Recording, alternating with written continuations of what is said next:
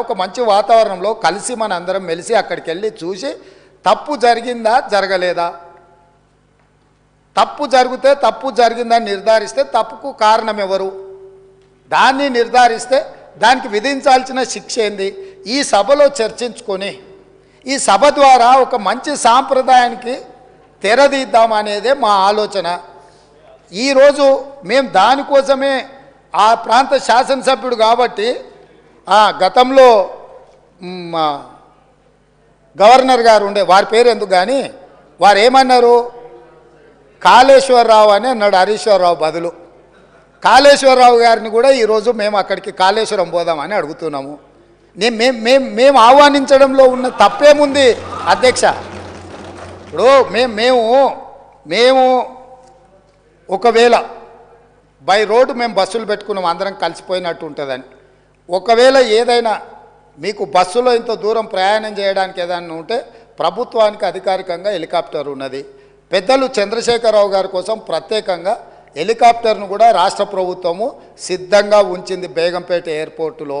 కాబట్టి దయచేసి దీన్ని వివాదాలకు తావియ్యకుండా మనందరం ఒక్క మాట మీద ఉండి కూలిపోయిన మేడిగడ్డ గురించి పేలిపోయిన వాళ్ళు కూలిపోయింది సార్. వారు ప్రశాంత్ రెడ్డి గారు ఆర్ఎండ్బి మినిస్టరు, వారు ఇట్లా మాట్లాడుడేంది, వీళ్ళే బాంబులు పెట్టి పేల్చిందని పోలీస్ స్టేషన్లో కంప్లైంట్ పెట్టిండ్రు.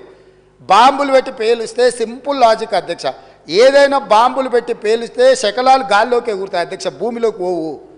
ఇది ఆలు రాసే అబ్బాయికైనా అర్థమైంది, బాంబులు పెట్టి పేలిస్తే గాల్లోకి ఎగురుతుంది అధ్యక్ష, భూమిలోకి కుంగదు. పోలీస్ స్టేషన్లో అట్లా కంప్లైంట్ పెట్టిండ్రు కాబట్టి ఇది బాంబులు పెట్టి పేల్చిండ్రా, లేకపోతే కింద ఇసుక కలిగి పిట్టగూడు కడితే పీకమేడలు కడితే కుంగిందా, ఇవన్నీ కూడా సమాజం తెలుసుకోవాల్సిన అవసరం ఉంది. సభ్యులుగా చర్చించే ముందు మనందరం కూడా అక్కడికి వెళ్దాము.